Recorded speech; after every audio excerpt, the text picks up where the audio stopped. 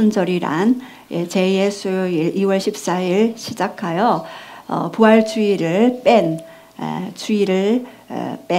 40일 동안 예수님의 고난과 죽으심과 부활 그리고 성천 다시 오심을 기다리며 또 준비하며 또 묵상하며 그렇게 나아가는 그런 기간입니다.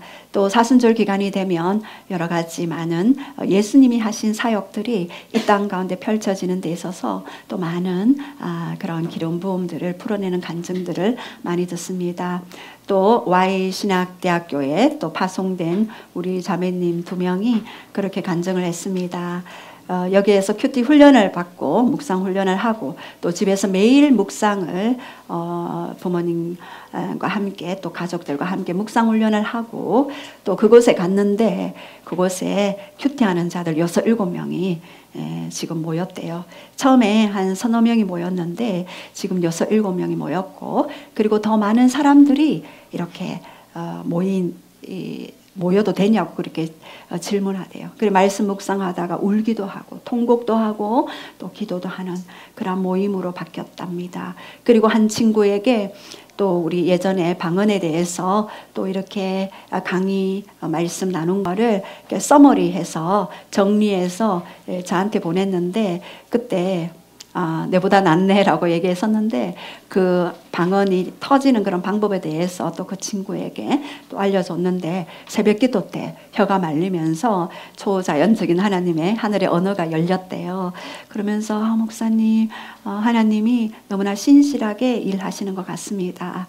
예, 그 학교가 저희 모교이기도 한데 불이 많은 그리고 에스벨라 그곳에 부흥이 역사가 그곳에도 다시 한번 있기를 선포합니다. 또 우리 수요 모임에 오신 분은 그냥 불면증이 치유됐대요. 그러면서 너무 하나님이 일하심이 놀랍다고 그렇게 말씀하는 그런 간증들을 들었습니다. 오늘은 바로 기적의 날이며 오늘은 바로 그 천국의 축제의 날입니다. 우리 한번 선포합시다. 오늘이 기적의 날입니다. 오늘이 기적의 날입니다. 오늘은 축제의 날입니다. 오늘은 축제의 날입니다. 너무나 오늘 귀한 그런 날입니다. 하루하루의 삶이 얼마나 짧게 지나가는지 몰라요. 새벽부터 밤에 잠이 아까울 정도로 주님과의 그 교제의 그 즐거움, 그 교제의 그 짜릿함, 그것은 이루 이 세상에 줄 수 없는 평안, 이 세상에서 맛볼 수 없는 평안이 임하는 것 같아요. 하나님과 더 깊은 친밀감, 하나님과 더 깊은 만남, 그것을 추구하는 자는 다윗이 맛보았던 천상의 예배를 볼 수 있겠죠. 다윗이 추구하였던 내 평생의 한 가지 그것을 구하겠다. 나로 내 평생에 여호와의 집에 거하며 여호와의 아름다움을 바라보며 그 전을 사모하는 것이니라. 얼마나 사모했으면은 나는 내 장막집에 들어가지 않겠나이다. 나는 내 침상에도 오르지 않겠나이다. 나는 내 눈으로 잠도 들지 않게 하겠나이다. 내 눈꺼풀로 졸게 하지 않겠나이다.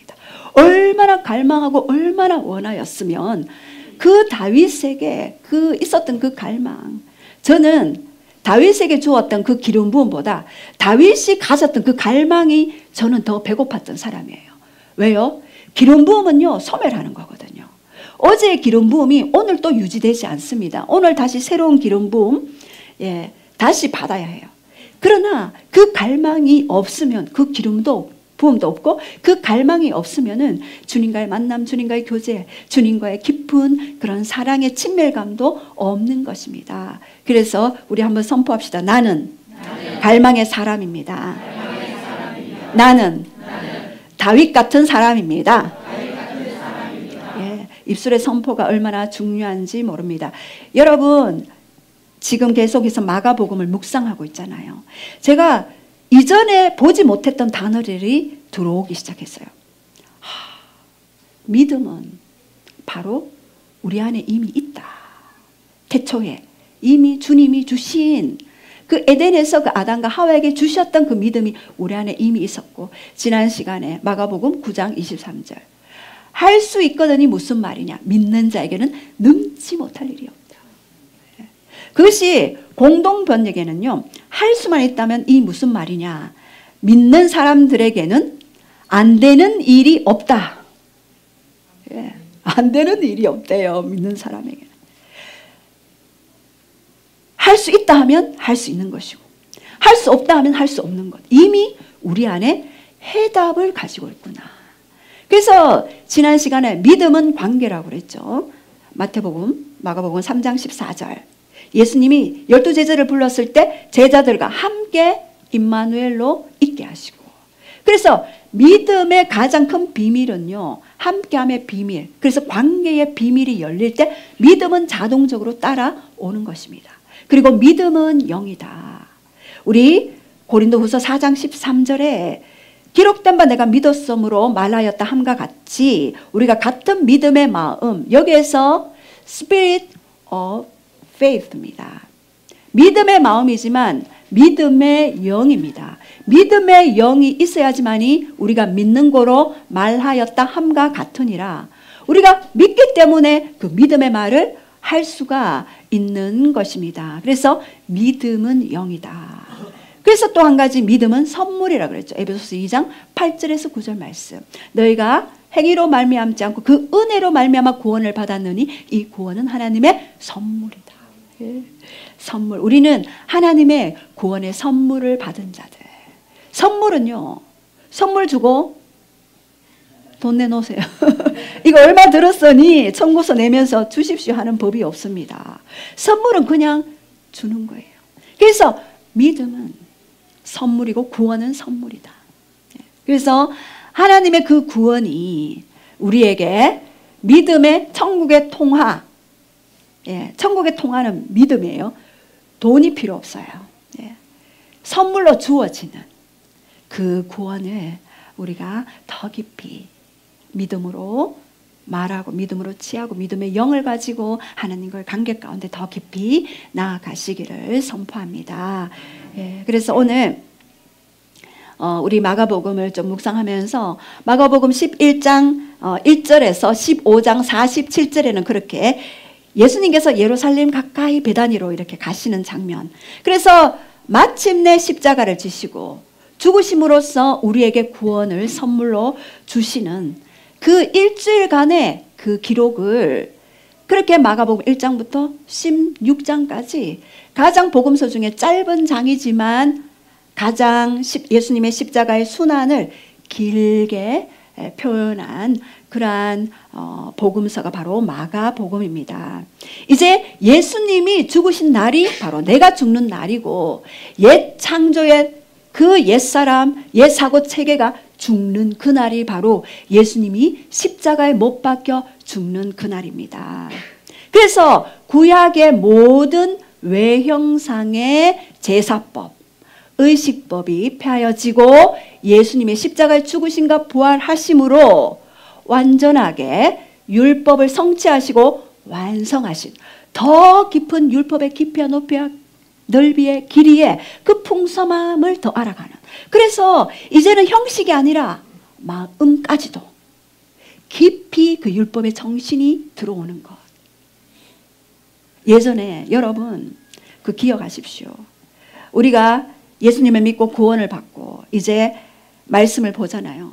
다 달콤하죠. 그래서 그 말씀을 읽고 묵상하고 그 말씀을 살기로 노력합니다. 그러나 여러분 힘과 능력으로 안 되는 부분이 부딪히게 되죠. 그래서 내 힘과 능력으로 되지 않는 부분이 있구나. 그래서 누구를 요청합니까? 아까 기도 속에서 보혜사 성령님을 요청하는 거죠. 파라클레토스 옆에 서서 기다리시고 도와주시려고 기다려주시는 분, 스탠바이 하시는 분, 위로자, 상담자, 모략가로서 그 성령님은요, 여러분 옆에서 계속해서 교사로서 가르쳐 주시는 분. 성령님이 필요하구나. 그래서 우리가 성령님을 더 구하게 되죠. 그래서 성령님과 함께 성령님의 그 인도하심을 따라 그 말씀을 묵상하고 행하기로 노력합니다. 그러나 여러분 또 무엇에 부딪힙니까? 마음에 부딪히죠. 마음이 될 수 없는 영역들 때문에 몸부림치는 영역들이 또 드러나게 됩니다. 제가 이 마음과 감정이 되지 않아서 뒹굴었던 사람이에요. 너무나 되지 않기 때문에. 그래서 지금은 어떤 사람이 어떤 고통받는 자들이 온다 할지라도 제가 그분들을 섬길 수 있으면 제가 먼저 경험했기 때문에 그것이 과정이 있고 그것이 어떤 하나님이 전략적으로 이끄시는 절차와 법이 있기 때문에 우리가 그 과정들을 지켜봐 줘야 하는 것입니다. 그래서 인생은요, 내부 수리 중이고 공사 중입니다. 자, 우리 옆 사람에게 한번 그렇게 선포하기를 원합니다. 당신은 공사 중입니다. 예, 한 번 더 고백할까요? 당신은 내부 수리 중입니다. 아멘. 예. 지금도 내부 수리 중이신 분들이 거의 90% 이상이죠. 또 저는 제 나름대로 하나님 앞에 더 다룸을 받는 영역이 있어요. 여러분, 지도자가 되면은요, 더 세밀한 것까지 주님이 다루셔요. 그래서, 우리 항존직들, 피택 장로님, 피택 안수 집사님, 권사님, 더 주님이 세밀하게 만지시는 부분들이 있습니다. 그래서 우리가 더 주님 앞에 서야 하겠죠. 자, 그렇다면 이 첫 번째, 우리가 나는 기도의 집이고, 그리고 예수님이 친히 성전이 되셔서 성전에 있는 모든 것들을, 하나님적이지 않은 것들을 다 내몰아 내셨어요. 자, 그렇다면 성전의 시작점은 어디고, 물론 성전의 시작점은 어디입니까?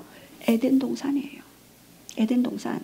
지성소 세카이나의 영광이 있는 곳, 시온자 보좌가 있는 그곳이 바로요, 지성소가 바로 에덴 동산이었어요. 제가 그것을 기도하면서 하나님, 에덴 동산은 도대체 어디입니까 했을 때 그것은 성전에서, 지성소에서 볼 수 있는 그곳이 바로 우리가 잠깐 맛보는 에덴 동산의 영으로 충만했던, 육이 보이지 않았다, 벌거벗었으나 부끄러워하지 않았어요. 영으로 충만했기 때문에 영만 보였어요.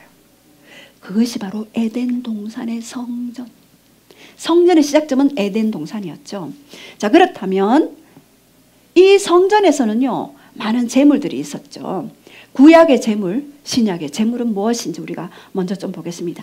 창세기 3장 21절에는요, 우리 한번 선포하겠습니다. 하나님이 아담과 그의 아내를 위하여 가죽 옷을 지어 입으시니라. 예, 여기에서 구약의 제물, 첫 번째 제물의 시작은요, 바로 가죽 옷이었어요. 아담과 하와가 불순종하고 영에 죽어버리고 육의 눈이 밝아졌을 때 뭘로 가렸나요? 무화과 나뭇잎. 햇볕에 말라 비틀어질 그 무화과 나뭇잎을 누추하게 있는 것을 하나님이 잡아당기시고 가죽옷을 입혔어요. 이 가죽옷은 동물의 피를 흘려서 입혔다입니다. 이제는 너는 말라 비틀어질 무화과 나무 잎을 가릴 존재가 아니다. 나의 영원한 가죽옷을 입힐 나의 사랑하는 존재다라고 그렇게 말씀해 주셨죠.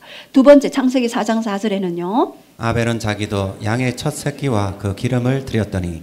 예, 아담과 하와의 둘째 아들이 아벨이었죠. 첫째 아들 가인이었죠. 그런데 첫 농사를 지었던 가인은 자기가 지었던 그 농사의 그 곡식으로 하나님 앞에 드렸고, 그리고 아벨은 어떻게 했습니까? 자기가 유목했던 첫 양 새끼를 드렸어요. 그랬을 때 가인과 그의 제물은 받지 않고 아벨과 그의 제물은 받았어요. 제물을 받으실 때, 우리가 하나님 앞에 드릴 때, 우리가 뭐 헌금도 드리기도 하고 구제도 하기도 하고 성경 헌금도 하기도 하지만 그 자체를 받으시는 게 아니라 그것을 내는 그 사람 전부를 받으시는, 제가 그 비밀을 깨달았잖아요. 그래서 가인이 자기 제사를 받지 않자 화가 났죠. 그래서 어떻게 했습니까? 인류의 첫 살인자가 되어버렸죠. 동생을 돌로 쳐 죽여버렸어요. 와. 하나님을 떠난 인간의 비참한 현실입니다. 그래서 첫 번째는 가죽옷, 두 번째는 양의 첫 새끼, 세 번째는 번제할 어린 양. 아브라함이 이삭을 드릴 때 번제할 어린 양은 어디 있느냐? 이 번제할 어린 양이 구약의 제물이었죠. 그리고 출애굽기 12장 21절에 가족대로 어린 양을 택하여 유월절 양으로 잡고 예, 이제 본격적으로 예수 그리스도의 피가 계시되기 시작하십니다. 바로 유월절 어린 양으로 잡습니다. 또 민수기 28장 3절에 흠없는 순양을 매일 2마리씩 상번제로 드리되 예, 이제는 흠없는 순양을 매일 하루에 아침 저녁으로 상번제로 제사를 드리라라고 그렇게 말씀하셨습니다. 자, 이렇게 구약의 가죽옷, 양의 첫 새끼, 번제할 어린 양, 유월절 양인데 이제는 모든 구약의 제물들이 제물을 드렸다가 다시 뒤돌아가다가 나쁜 생각도 저질렀어요. 그럼 어떻게 해야 됩니까? 가다가 다시 잡아야 돼요. 그리고 또 이제는 정말 내가 죄를 짓지 않을 거야. 그리고 한 100m 가다가 또 나쁜 생각, 형제를 미워했어요. 또 잡아야 돼요. 또 다시 가요. 하루 종일 아무 일도 못하고 재물 잡다가 그의 인생이 끝나버릴 그 인생들을 위하여 요한복음 1장 29절에 시작. 보라 세상 죄를 지고 가는 하나님의 어린 양이로다. 예, 이제 구약의 재물의 종지부를 찍어버리시죠.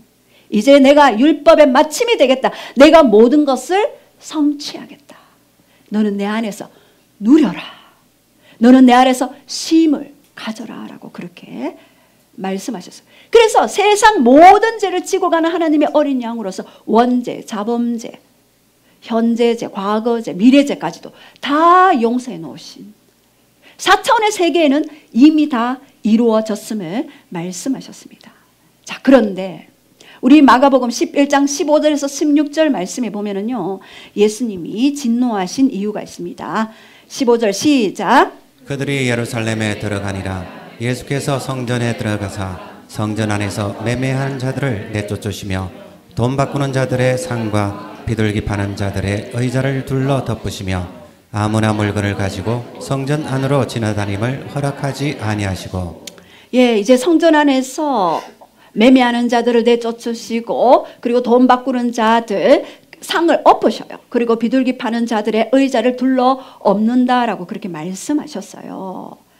예, 자, 그런데 성전에서는 왜 물건을 또 양과 소를 왜 서로 사고 팔고 하지 못하게 하셨을까요? 하나님이 본래 그렇게 하셨을까요? 성전에서는 아무것도 하면 안 돼 이렇게 말씀하셨나요? 우리 신명기 14장 24절에서 26절 우리 한번 보겠습니다. 시작. 그러나 내 하나님 여호와께서 자기의 이름을 두시려고 택하신 곳에 내게서 너무 멀고 행로가 어려워서 내 하나님 여호와께서 그 풍부히 주신 것을 가지고 갈 수 없거든.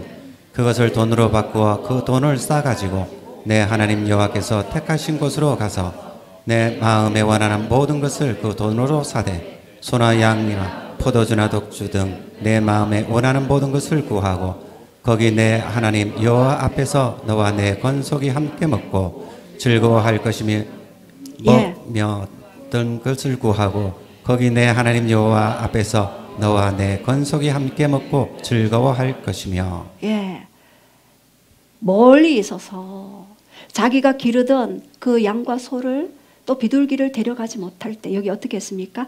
자기 이름을 두리고 택하신 곳에서 너희가 너무 멀고 또 행로가 어려워서 가다가 넘어지고 상하고 할까 봐 너희가 그 풍부히 주신 것을 가지고 갈 수 없거든. 그것을 돈으로 바꾸어라. 그 돈을 싸가지고 내 하나님 여호와께서 택하신 곳으로 가서 네 마음에 원하는 모든 것을 사라. 소나 양이나 포도주 독주 등 네 마음에 원하는 모든 것을 구하고 거기 내 하나님 여호와님 앞에서 너와 내 권속이 함께 먹고 마시고 즐거워하라라고 그렇게 말씀하셨습니다. 예수님이 노하신 이유는 바로 장사꾼들, 그 장사꾼이 누구였습니까? 대제사장, 공회원, 의원들이었어요. 오히려 이스라엘 백성들을 하나님께로 더 이끌어야 할 그들이 자기의 장사 속 이권을 챙기기 위해서 예배 드리러 온 자들, 하나님께로 이끌어야 하는데 자기의 이속을 챙겼던 그들에게 노하신 것입니다. 그래서 동물을 사서 집에서 끌고 갈 수 없으니 그곳에서 동물을 사게 만들었어요. 여러분, 동물에서 기르는 양과 소는 어때요? 이쁘죠. 집에서 기르는 양과 소 잡을 때 내가 기르던, 내가 아끼던 소와 양이 죽어가는 모습을 보고 얼마나 자기의 그 죄를 생각하겠어요. 근데 거기 가서 남의 소, 양 잡아가지고 하면은 마음 없는 회개, 마음 없는 예배, 형식만 남은 예배, 그것을 예수님이 보셨던 것입니다. 그래서 요한복음에 보면은 노끈으로 그것을 다 내몰았다, 쳐서 내몰았다, 그렇게 말씀하십니다. 이 마음 없는 예배가 그렇게 예수님에게는 아픔이었고 슬픔이었고 고통이었습니다. 여러분 한번 생각해 보십시오. 엄마가 아이를 낳았어요. 이 아이에게 엄마가 필요할까요? 엄마에게 이 아이가 필요할까요?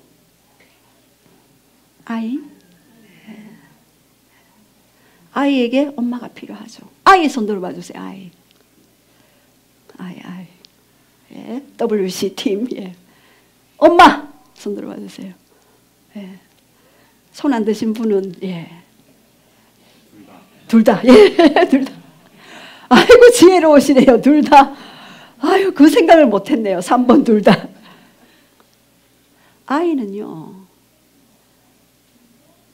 엄마를 떠나서 다른 보호자를 찾으면은요, 잘 먹고 잘 살아요.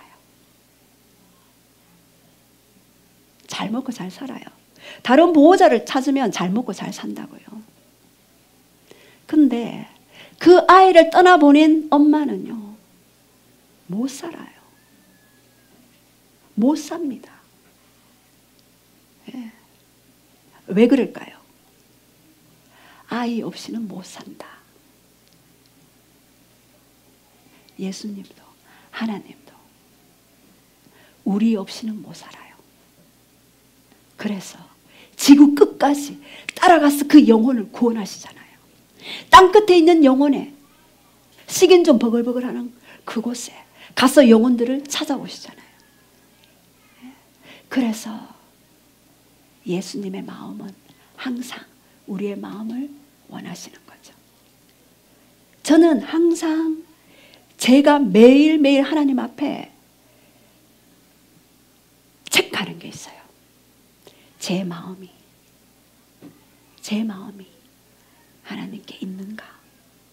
형식은 얼마든지 차릴 수 있죠. 그러나 마음을, 저는 항상 제 마음을 체크합니다. 그래서 마음이 갈망이 떨어졌다. 그럼 바로 엎드립니다. 바로 모든 만남을 취소하고. 여러분 제가 약속 취소할 때는 목사님이 그렇게 생각하시기 바랍니다.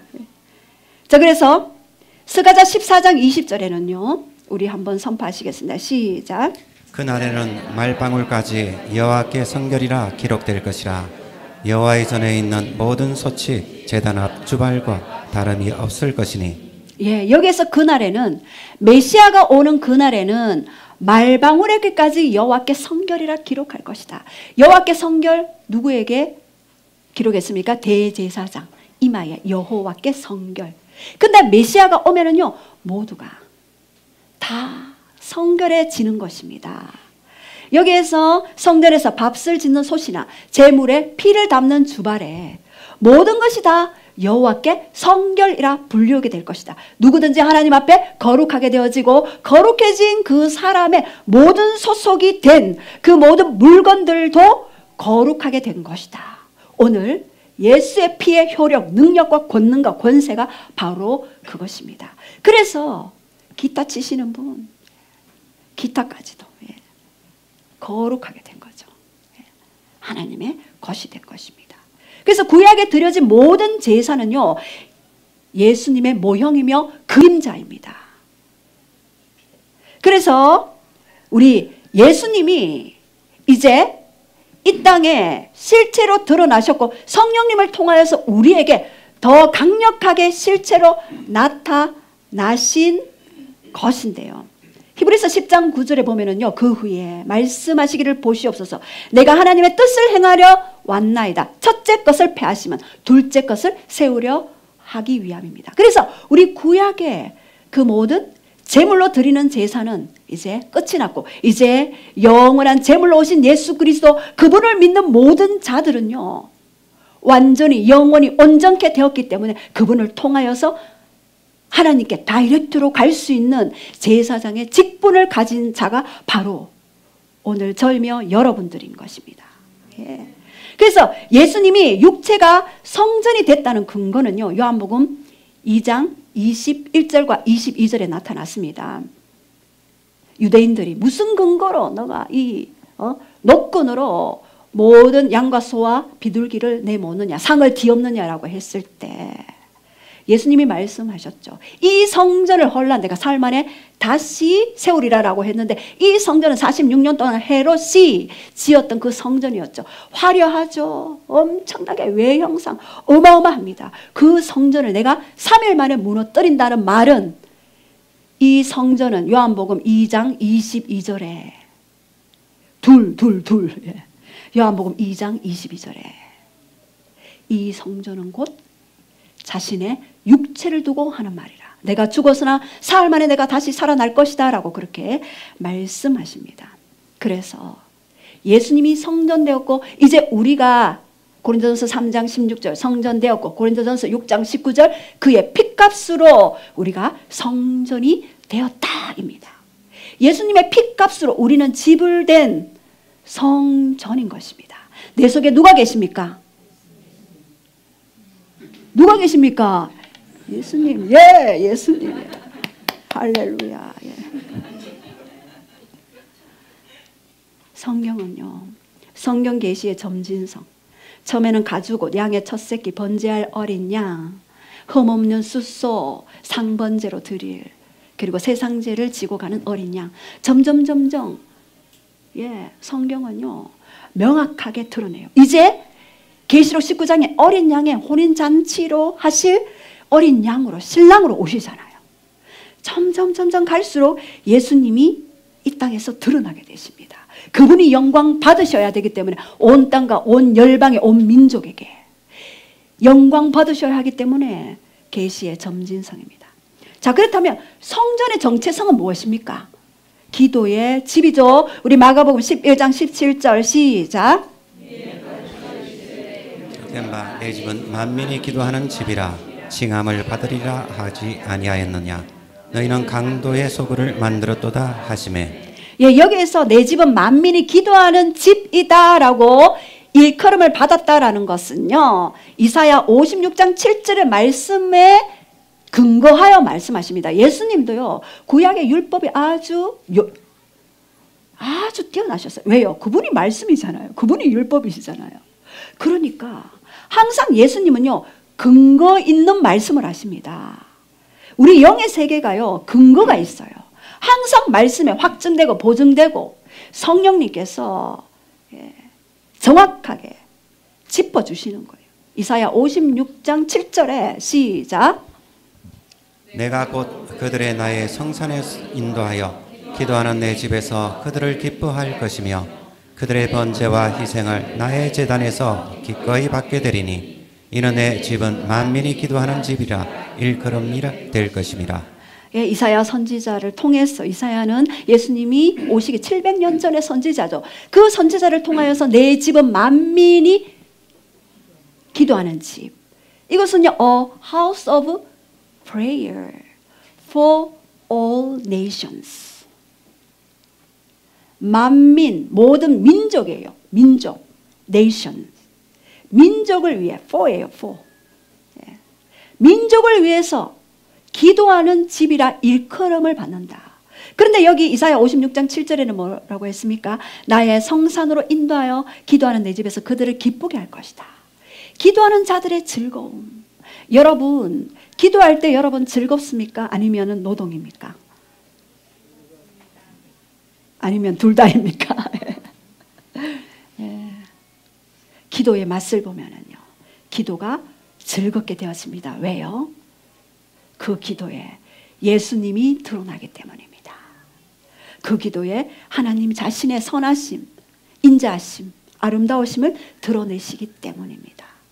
그래서 특히 우리 수요 훈련 기도회 때는 기도가 벌써 기도 끝났어요. 나 좀 더 하고 싶은데요. 이런 분들이 많아요. 왜요? 그냥 90% 이상이 경배예요.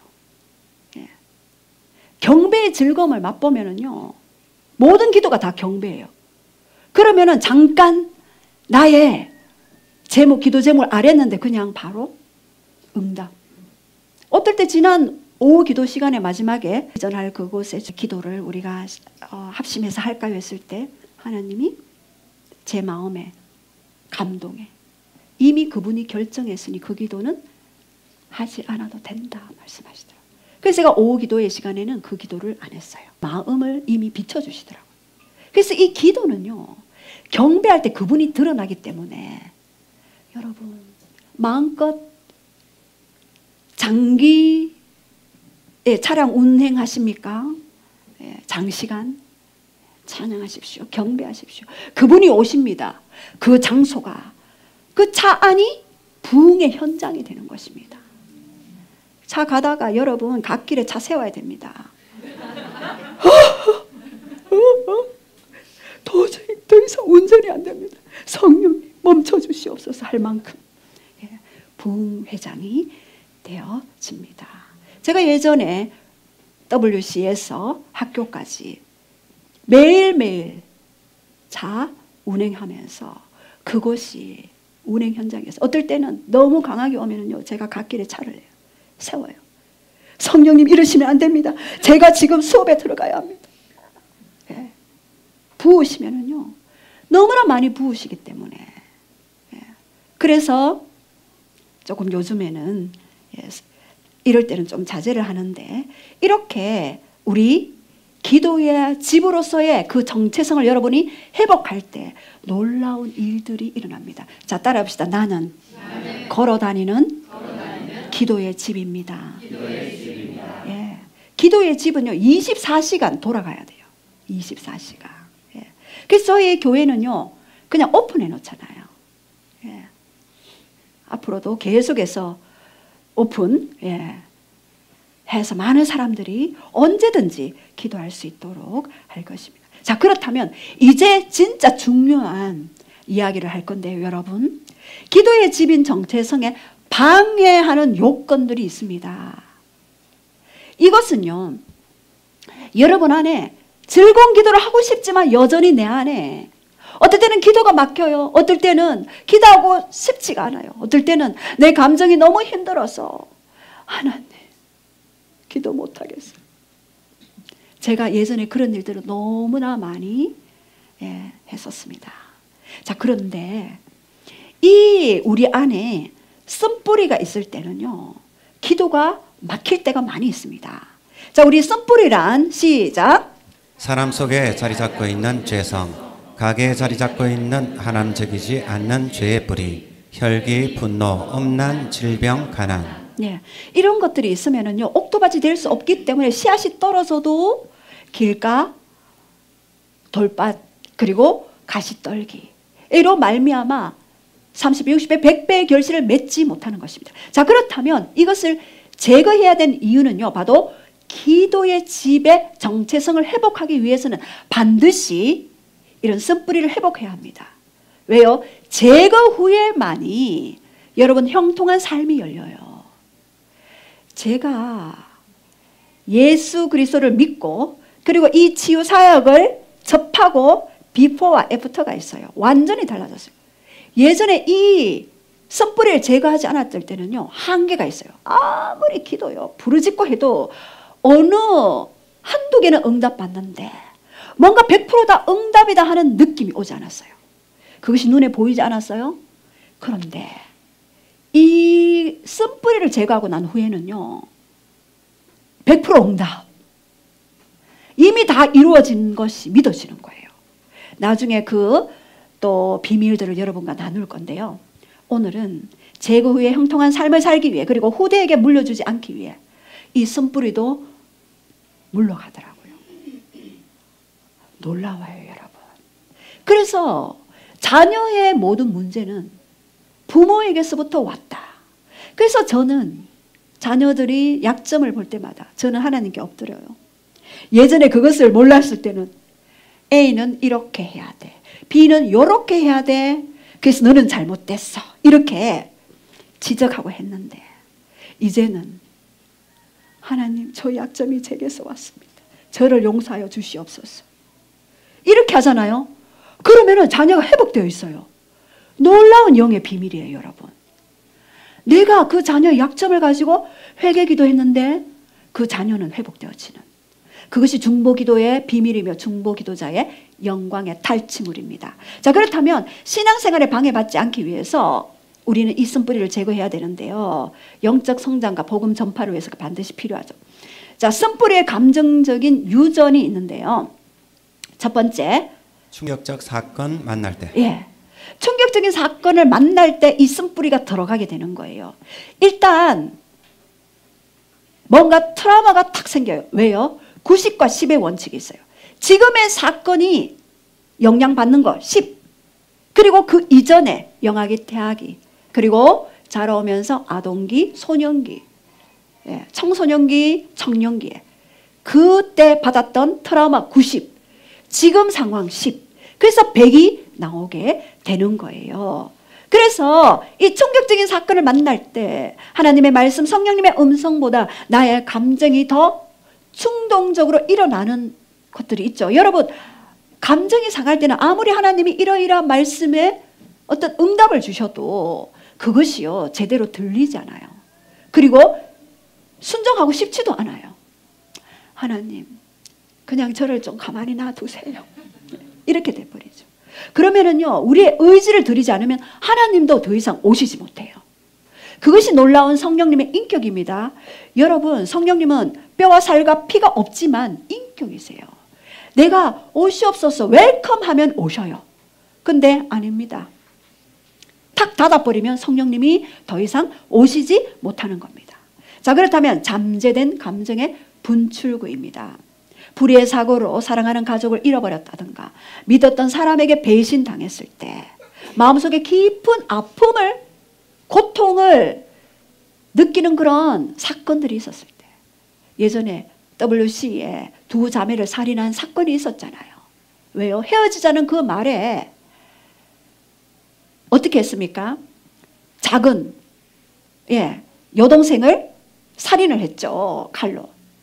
근데 내려왔는데 큰언니가 보고 작은 애가 칼에 맞고 죽어 있으니까 비명을 질렀어요. 근데 비명 소리가 보니까 내가 죽여야 할 그 여자가 아니잖아. 그 동생을 죽였나? 그리고 다시 돌아가서 큰언니를 무차별하게 난자했잖아요. 그게 지금의 사건인 것 같지만 아니요. 그 이전에 받았던 거절감, 수치감, 아픔, 고통, 이것이 분노로 분출하게 된 것입니다. 그래서 지금 만약에 내 안에 그러한 쓴뿌리가 올라온다면 여러분 반드시 그냥 지나치시면 안 돼요. 반드시. 왜 그렇습니까? 물어보셔야 되고, 지난 태아기 때, 영아기 때 어떤 일이 있었는지, 아동기 때 어떤 일이 있었는지 성령님께 물어보시고 해결하셔야 합니다. 자, 그런데 감정의 분출구를 마련하지 못했을 때 우리의 감정에도 배설 기간이 필요합니다. 내부에 잠재된 이 감정은요, 끊임없이 우리를 괴롭히게 되는 거예요. 감정의 분출구를 찾게 되는 거죠. 그래서 화살이 이렇게 돌아요. 처음에는 A한테 화살이 돌잖아요. 그러면 나중에는 B한테 또 돌게 되어 있어요. 그래서 그것에 여러분이 만약에 화살을 맞는 입장이라면 가족에게 저 사람이 아프구나, 마음의 감기를 앓고 있구나, 알아줘야 돼요. 그거를 지적하고 이러면은요, 독감 걸려요. 독감. 잠시 감기 걸려가지고 힘들어서 막 그랬는데 그것을 그러면 됩니까? 이러면 됩니까? 이러면은요, 그 사람은 더 독감에 걸려버리는 거예요. 그냥 마음의 감기다 라고 툭툭툭 쳐주고요, 중보기도 해야 되는 겁니다. 자, 그렇다면 이 가인이 아벨을 살인했잖아요. 얼마나 그 감정이 분노했으면 그렇게 했겠습니까? 예. 그래서 그 형제지간에 이 감정도요, 대단한 것입니다. 그래서 반드시 회복이 필요하겠죠. 자, 그렇다면 감정의 쓴뿌리의 결과 첫 번째, 불안감, 마음 밑바닥에 무거워질수록 마음속에 사랑의 감정이 메말라가면서 생명력 상실, 노이로제, 정신 이상 불러옴. 예, 제가 사역하다 보면은 불안한 마음을 가지고 오시는 분들이 대부분이에요. 그래서 이 불안함이 뭐를 가져오냐 하면은 두려움을 가져와요. 미래에 대한 두려움. 이 두려움을 가지고 오게 되면은요, 모든 하나님이 주신 창조적인 능력이 수장돼 버려요.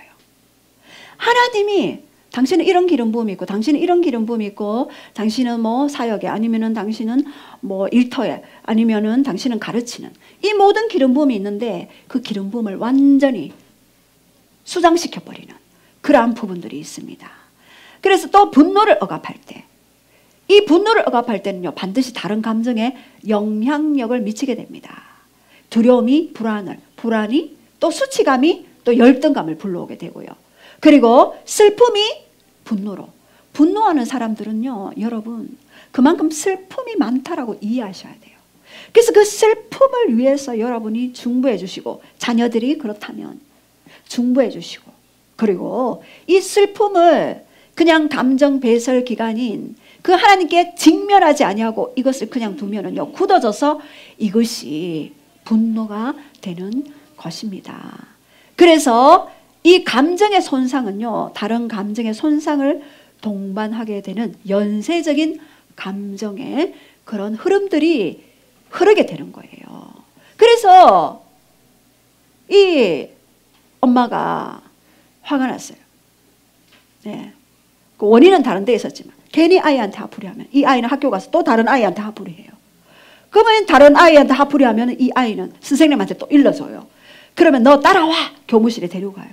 이렇게 이 감정에 연쇄적으로 그렇게 손상이 동반되어지는 것입니다.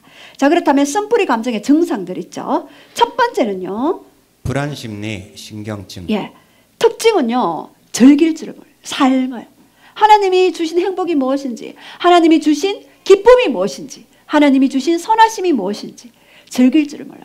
제가 요즘 듣고 있는 찬양이 있는데 그 찬양은요, 하나님의 선하심을 생각나게 해요. 제가 오늘도 제가 오전 그 찬양 리더한테 오늘 이거 해줄 수 있느냐, 나 그거 부르고 싶다. 왜요? 우리가 어떤 하나님을 선포하느냐에 따라서 그 하나님이 오셔요. 내가 하나님의 선하심을 선포하면요, 선하심이 막 풀어와요. 어떤 사람 커피를 사주고 어떤 사람 밥 사준다 그러시고, 이 선하심이 확 풀어지는 거예요. 예. 그리고 또 불안심리의 특징은 항상 무슨 일이 일어날지 모른다는 불안감이 있는 거예요.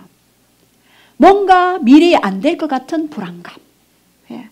그래서 신체, 정신이 아파지는 거예요. 영이 손상되면, 감정이 손상되면요, 몸도 손상되죠. 그리고 대인관계, 삶의 모든 영역에서 손상이 오게 되는 것입니다. 두근거림, 두통, 그리고 신경통, 그리고 위궤양, 그리고 대장염, 관절염, 이런 모든 것들을 수반하게 되는 거죠. 저도 예전에는 걸어다니는 종합병원이었습니다. 안 아픈 곳이 없었습니다. 뼈마디가 아프고 등뼈가 아프고 위장은, 또 대장은 변비내에 걸리고 위장내에 아프고, 이런 걸어다니는 종합병원이었어요. 그런데 치유를 맛보고 나니까요, 기뻐 뛰고 즐거워하며 하나님의 선하심을 계속해서 선포하게 되는 것입니다. 그리고 또 이럴 때 우울증을 동반합니다. 이 우울증의 뿌리는요, 분노의 쓴뿌리가 있는 것입니다. 병적 우울증은요, 병적 불안을 동반하게 됩니다. 그래서 내 안에 불안이 심한 만큼 우울증의 강도도 심해지는 거죠. 근데 이 우울증은 죽음의 영의 공격을 받게 되어 있어요. 예. 영이 영을 부르게 되어 있죠. 우울의 영이 죽음의 영을 불러오죠. 그래서 우울증 앓는 그런 연예인들이 자살을 많이 하잖아요. 그리고 심한 죄책감을 동반하죠. 자신이 뭔가 잘못됐지 않나? 뭔가 내가 잘못됐을 거야. 뭔가 저 사람이 저렇게 화를 내는 건 내가 뭔가 잘못했나? 그런 부분들. 또 그 심한 죄책감으로 의욕이 상실되어지는 거예요. 아무것도 하기 싫은 무기력 상태. 또 자기가 해야 할 일을 뭔가 다 하지 못하고 있는 그런 느낌을 동반합니다. 자신을 비하하죠. 이것은요, 바로 성장 과정에서 쌓인 감정의 응어리가 응축되어서 그렇게 되어지는 것입니다. 예. 그래서 이런 또 네 번째, 무기력을 동반하는데요. 삶의 활기와 의욕을 상실하게 되고 흥미를 상실하게 돼요. 또 학생들은 책상에 앉아서 공부해야지 하지만 그냥 앉아있기만 해요. 공부는 안 되고. 이런 부분들. 예. 마음은 원의로 돼 육신이 약하게 되는 거죠. 마태복음 26장 41절에. 예. 그리고 다섯 번째, 불면증을 동반하게 돼요. 예. 그래서 이 마음에 맺힌 그런 쓴뿌리 한이 불면증을 동반하게 되는 거죠. 근데 감정이 풀리기 전에는 불면증의 완치가 힘들어요. 어떤 분이 불면증 앓는 분이 오셨어요. 그래서 차를 마시다가 나 불면증 너무 심해요, 목사님. 차에서 나 좀 기도 좀 해주세요. 알겠습니다. 근데 그 전에요, 불면증 선포했거든요. 근데 하루 이틀 잘 자고 잘 안 된대요. 아, 그래요? 그래서 차에서 잠시 사역을 했어요. 왜 불면증이 왔습니까? 기도했을 때 중학교 3학년 때 이분이 박사 출신이에요. 전교 1, 2등. 공부해야만 해. 잠자면 안 돼. 그리고 아버지가 확인한대요. 잠자나 안 자나 새벽 1, 2시에. 공부하나 안 하나. 그래서 잠자면 안 돼. 잠자면 안 돼. 이게 확 들어온 거예요. 불면의 영이 나중에 50대 거의 60대 가까이 돼서 이게 다시 찾아온 거예요. 그래서 그곳에 예수님을 초청해라. 예수님이 오셔서 그 아이를 안고는 이제 자도 돼. 마음껏 자. 하는 그 예수님의 음성을 듣고 난 후에 불면증의 영이 그냥 떠나갔어요. 코 골면서 주무시. 예. 너무나 그러한 부분들이 있었습니다. 그리고 여섯 번째, 이런 쓴뿌리를 놔뒀을 때 과식증, 거식증이 동반하게 됩니다. 이 분노의 엉어리는요, 어둠에 가두게 되어서 계속 먹든가 아니면 계속 먹지 못하도록 하는 것입니다. 그래서 음식 중독으로 먹는 것으로 한을 채우려고 하는 거죠. 그래서 서서히 죽어가는 것이죠. 그리고 쓴뿌리, 분노하는 사람을 죽이는 무기가 되어지는 거죠. 또 어떤 사람은요, 일 중독이 되어져 버리죠. 한번 일을 잡으면 끝장을 봐야 돼요. 그리고 어떤 사람은 운동, 지쳐 쓰러질 때까지, 파김치가 될 때까지 운동을 하시죠. 그리고 쾌락 중독 동반이 오죠. 그 쾌락에서 빠져나오기 힘들죠. 그래서 이 죄를 짓는 거는요, 상처와 연결되어 있어요. 그 죄를 끊으려고 아무리 노력해도 얼마나 고통스럽습니까? 제가 청년들에게 죄를 끊으려고 고통하는 거 나 안다. 그러나 그거보다 너의 상한 마음 쓴뿌리를 제거해라. 그러면 죄가 자동적으로 미워진다. 이렇게 이야기를 해주는 것입니다. 알코올 중독증. 입원할 때까지 알코올 마시잖아요. 끝장을 보는 거예요. 그리고 이런 분은요, 쓴뿌리가 많은 이단에 빠질 확률이 아주 높게 되는 거예요. 편협한 사고 체계를 갖기 때문입니다. 그리고 이 쓴뿌리가 있으면은요, 또 급한 그런 성격을 가질 수 있어요. 운전을 할 때 거칠게 하고, 이 병적인 분노 때문에. 제가 예전에요, 지금은 아주 운전을 아주 조용하게 하죠. 저희 사부님 운전을 아주 조용하게 하십니다. 너무나 느리게 해서 제가 막 재촉할 때가 많죠. 제가 이 치유를 받기 전에 운전요, 확. 그래서 어떤 사람이 따라왔어요. 택시기사. 막 이렇게 손가락질하고. 그래서 제가 죄송합니다. 이렇게. 저도 모르게 운전대만 잡으면 이렇게 되어버리는. 제가 이런 간증을 해야 여러분들이 좀 힘이 나죠. 그리고 물건을 막 던지게 되고, 또 아이의 잘못을 볼 때 화부터 먼저 나요. 저건 이렇게 해서 이렇게 하자가 아니고 화부터 막 나는 거예요. 그리고 심한 강박증. 그래서 손을 자주 씻는다든가 보이지 않는 병균에 대한 민감증이 있게 되는 거죠. 그리고 고소공포증, 엘리베이터 안이나 어두운 굴에 대한 공포증, 세균 공포증, 이런 것들이 있게 되죠. 자, 그래서 이것은요, 시민성 질환까지도 연결이 되어져요. 그래서 보통은 병원 가면은요, 시민성 질환이라고 약을 주죠. 그런데 이 마음을 치유하게 되면 이런 부분들이 회복되게 되는데요. 이 마음은요, 신체 보호 시스템을 관장하게 됩니다. 그래서 건강과 질병의 신비를 간직한 창고라고 할 정도로 이 마음이 굉장히 신비로운 곳이에요. 그래서 요한복음 잠언 14장 30절 시작. 평안한 마음은 육신의 생명이나 시기는 뼈를 썩게 하느니라. 마음이 편하면은요, 모든 것이 릴렉스하게 되고 신진대사가 원활하게 돼요. 근데 이 시기는요, 아픔은 고통은 뼈를 썩게 한대요. 그래서 잠언 18장 14절에도 사람의 심령은 그의 병을 능히 이기려니와 심령이 상하면 그것을 누가 일으키겠느냐.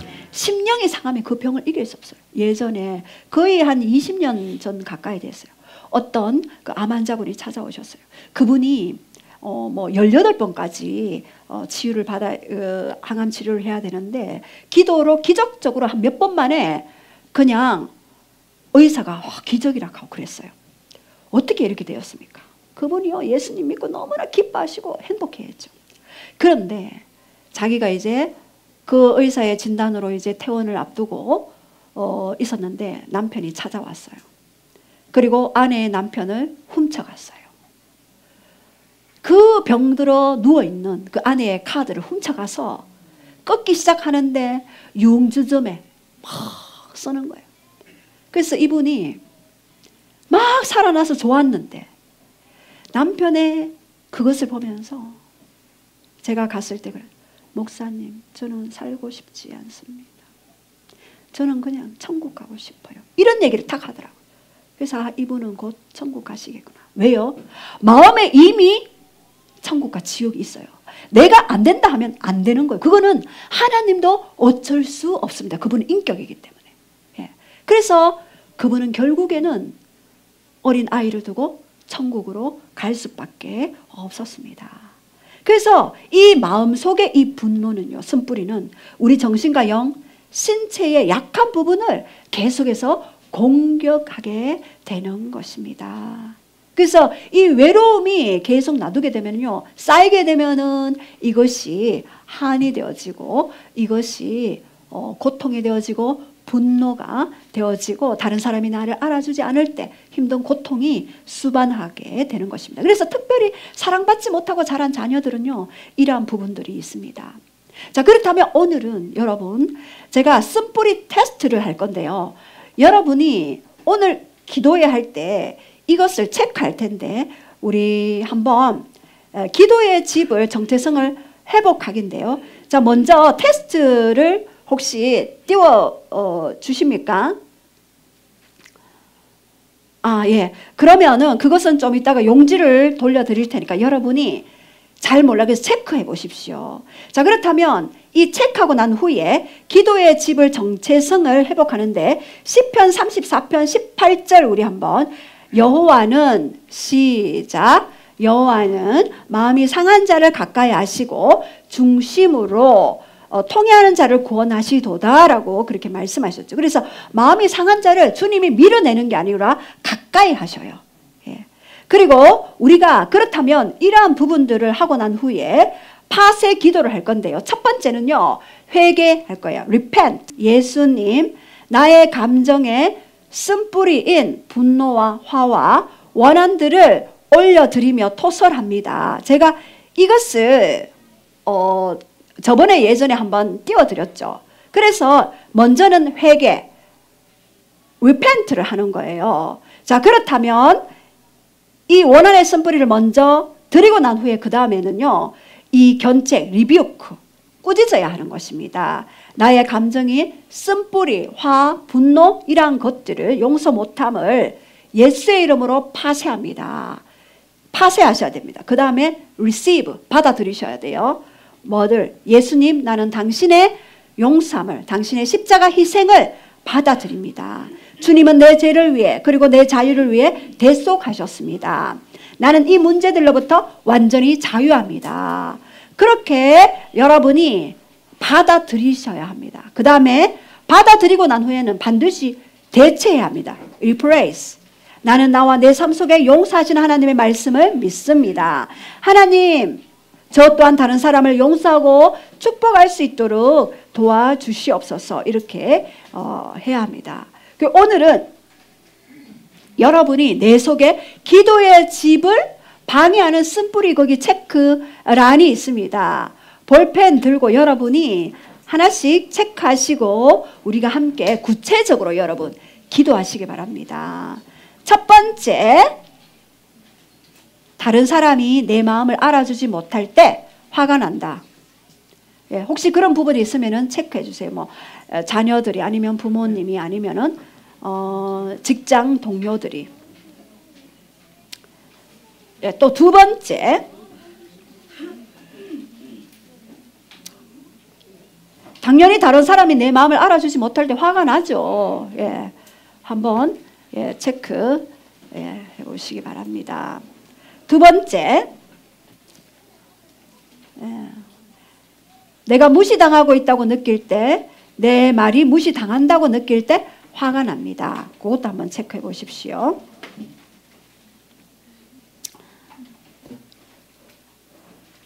세 번째, 내가 중요하다고 생각하는 것을 이야기할 때 목소리를 높인다.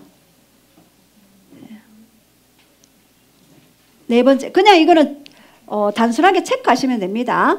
나는 상대적으로 행복하다고 느끼다가도 갑자기 기분이 바뀐다. 업다운이 좀 있다는 거죠. 다섯 번째, 나는 화가 났을 때 머릿속으로는 나를 혹은 남을 저주하는 말을 되뇌인다. 나도 모르게 그냥 저주하는 말이 나오게 돼요. 저 사람 잘못됐으면 좋겠다. 저 사람 가다가 확 넘어졌으면 좋겠다. 뭐 이런 것들. 여섯 번째, 다른 사람이 나를 우선시하지 않을 때 화가 난다. 일곱 번째, 다른 사람이 내가 지시한 대로 하지 않을 때 화가 난다. 여덟 번째, 나는 주어진 상황에 통제할 수 없을 때 화가 난다. 아홉 번째, 나는 화가 났을 때 다른 사람의 말이 귀에 들어오지 않는다. 열 번째, 나는 다른 사람의 결점을 재빨리 알아챈다. 11번째, 나는 내 자신이 다른 사람들에 대해 부정적으로 혹은 비판적으로 이야기함을 발견한다. 12번째, 나는 자격이 없어 라는 문구가 머릿속에 자꾸만 떠오른다. 나는 이런 자격이 없는데, 이거 할 수 없는데, 이런 두려움들이 계속 올라옵니다. 나는 내 삶이 다른 사람보다 나는 왜 이렇게 힘들어? 나는 왜 이렇게 힘든 일만 자꾸 생겨? 나는 왜 이런 상황이 자꾸 되지? 왜 이런 사람 자꾸 만나지? 왜 이런 힘들다고 느끼는 거? 그리고 14번째, 나의 아버지가 어머니에게 대하는 걸 보면서 상처받았다. 15번째, 나는 텔레비전 앞에서 혼자 남겨지거나 다른 사람들이 돌보는 경우가 많았다. 이러한 부분들이 있다면 여러분들이 좀 체크해 주시고 우리가 좀 함께 기도를 하는 시간을 좀 가졌으면 좋겠습니다.